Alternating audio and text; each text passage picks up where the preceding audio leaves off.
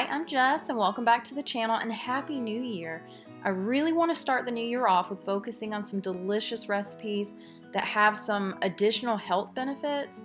So I decided to try the Preppy Kitchen, his Zucchini Muffins, because zucchini is just an easy vegetable to incorporate, and these not only look tasty, but they had lots of great ingredients with so many health benefits. Now, before you do anything, preheat your oven. 350°F, just trust me, critical step, go do it. Now for the first things I started prepping, I went ahead and chopped 1.5 cups of walnuts.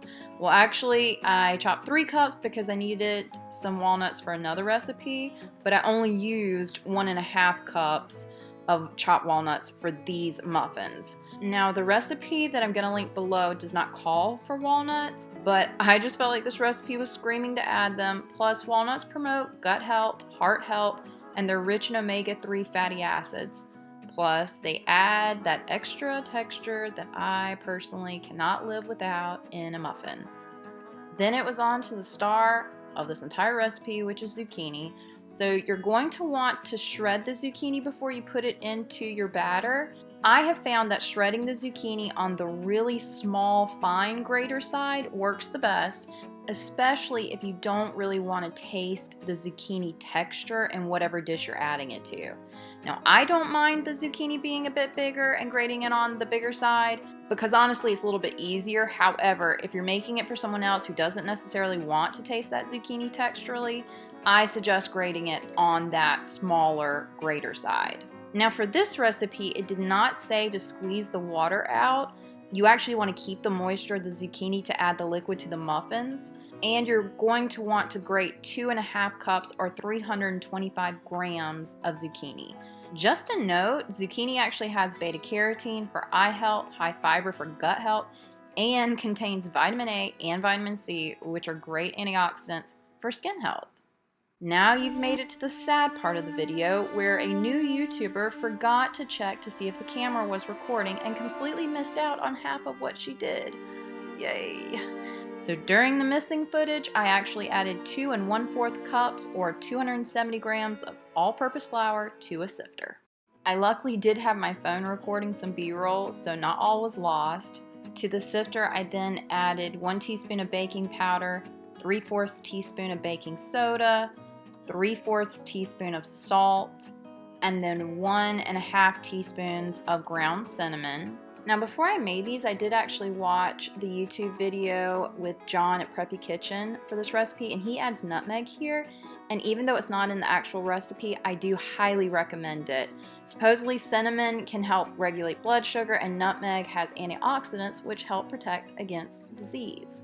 So once you have all the dry ingredients, you do want to sift them out, and that just gets rid of all the clumps and helps the texture of whatever you're baking be lighter and fluffier.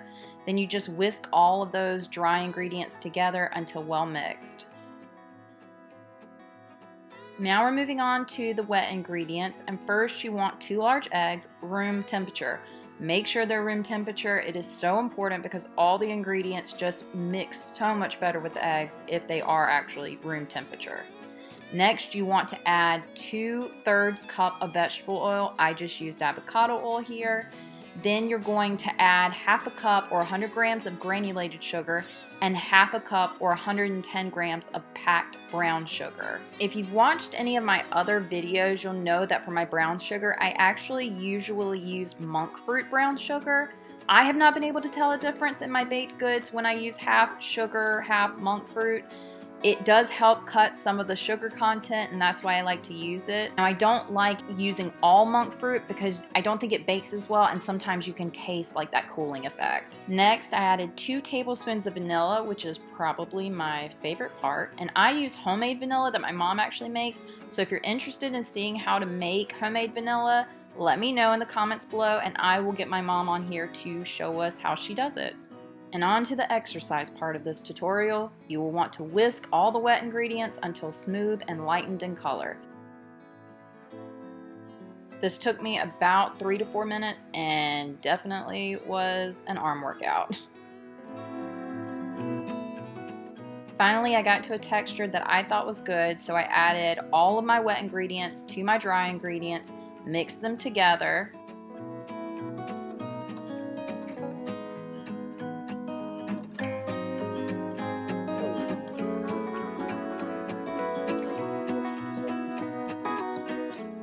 Once all of that was decently combined, I added my zucchini and my walnuts.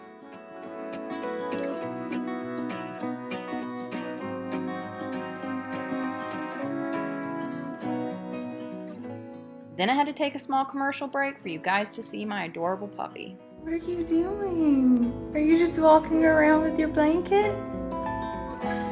Come here. Is he just walking around because it's so cold? Now I gotta wash my hands again, but that's okay because I love you. After I washed my hands, it was time to put the batter in the cupcake pan. I did use some paper liners that I had just so they would come out of the pan a little bit easier. I used my medium cookie scooper and added my batter to the cupcake pan. Also, I did top them off just a little extra, so maybe a scooper and a half each. The recipe did make enough for 15 muffins for me. Then you want to bake at 350 Fahrenheit for 24 to 26 minutes. Now my oven runs cool, so I usually have to cook at a little bit higher temperature or for a little bit longer time. You know your oven, so just adjust as needed. While I waited, I just decided to do a really quick clean.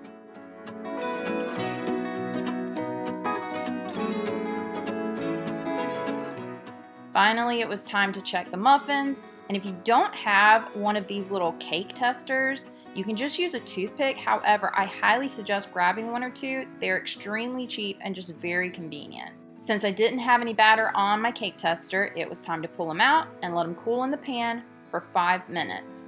After that 5 minutes, you just transfer them to a cooling rack. Now I know you're tempted right now to click out of this video. However, if you click out, how are you going to find out that these muffins were 10 out of 10? They were so good. The spice from the nutmeg and cinnamon, the moisture from the zucchini, they were just so delicious. Highly recommend, especially when everyone's kind of trying to eat a little healthier for the new year. These are a great, delicious way to get that added nutrition. If you want another muffin recipe, definitely check out the pumpkin muffins. They were also amazing.